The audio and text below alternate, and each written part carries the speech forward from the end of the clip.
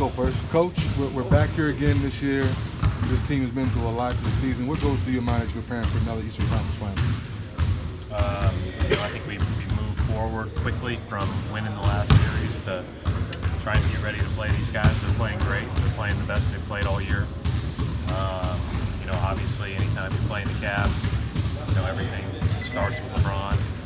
But I think everybody else, especially in that Toronto series, when you start looking at the numbers, just played terrific.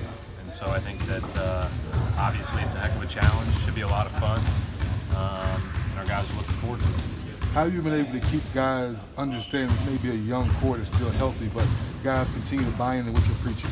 And it's not. I mean, I think that's just a matter of who Danny has prioritized, drafting, signing in free agency, trading for guys that are team guys that are tough, that'll work, that are committed to getting better every day. I think that and I think that helps when obviously that helps any team, but it helps when you lose guys because it's they really do have a great mentality of we'll plug in the next guy and the expectation is that person will play well to their strengths.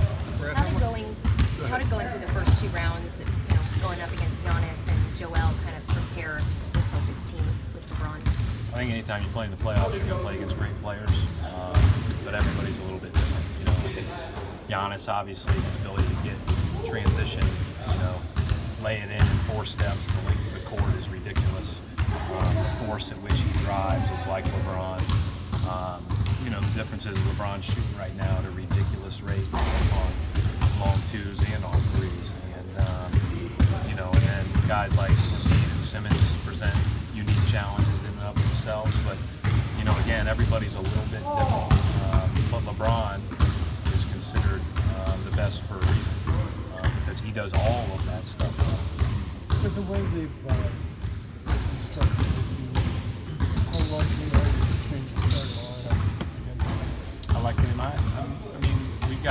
We're going to play everyone, and I think there's going to be a number of guys that are going to get the responsibility of guarding him. But then, again, I think that Love had an incredible series against Toronto. Korver's been ridiculous. J.R. Smith started really going in that series. Like, we all know what those guys can do. George Hill got healthy, made a big impact. Like, they've got so many guys that are good players that we have to be alert not only to that LeBron matchup, but everybody else as well.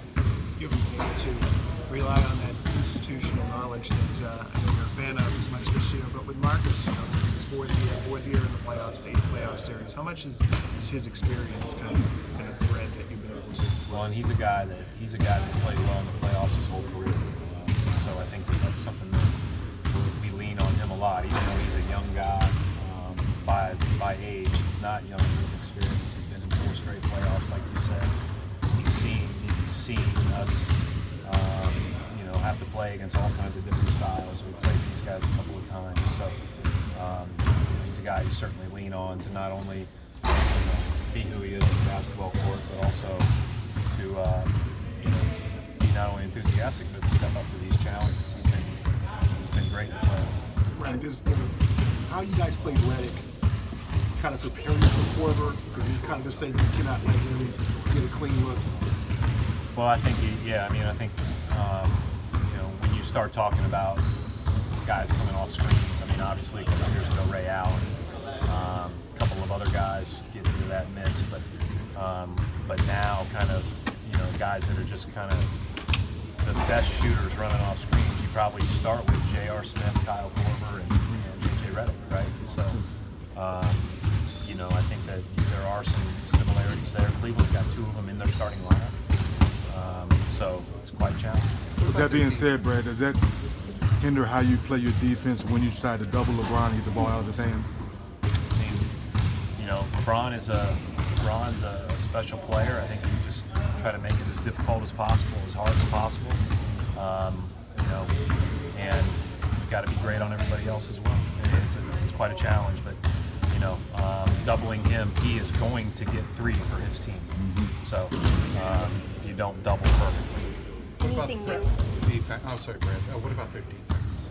Yeah, it's been really good. They've been blitzing quite a bit. They'll blitz without a screen. They'll blitz with a screen. When they go to their bench, they switch even more so than maybe they did in the regular season. They're very long, they're big. They can do a ton of different coverages, especially with that first group, because they have so much experience.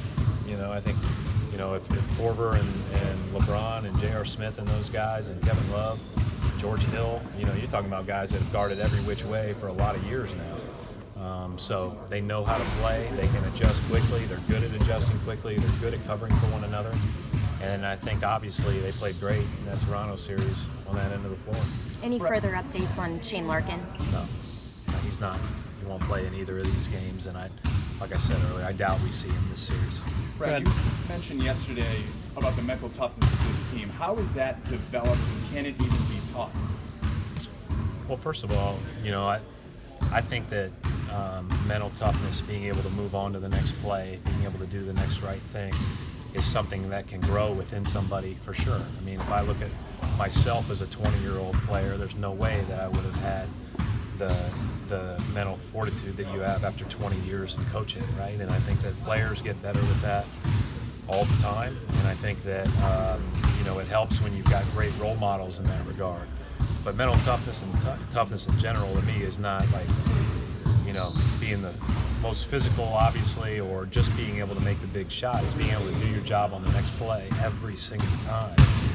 That's hard to do. That consistency is not for everyone, and that's why it's the mark of really good players.